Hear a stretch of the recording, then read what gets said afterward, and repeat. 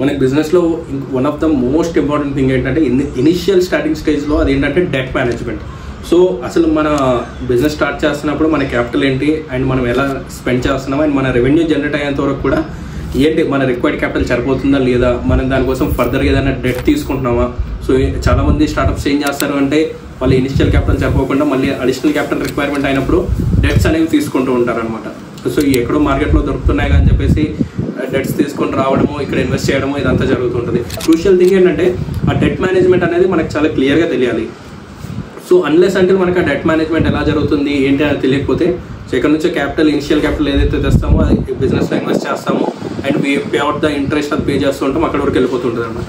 So ఆ డెట్స్ని clear చేసుకోవడం ఎలా, అసలు వాటిని మేనేజ్ చేసుకోవడం ఎలా, సో వీటన్నిటి గురించి ఇంకా మీకు క్లియర్ ఐడియా రావాలి. అసలు మీ యొక్క స్టార్టప్ కంపెనీలో ఆ డెట్ మేనేజ్మెంట్ చూసుకోవాలంటే మాత్రం మీరు ఇన్స్టెంట్గా వెళ్ళి 5GNXకి కన్సల్ట్ అవ్వాలి.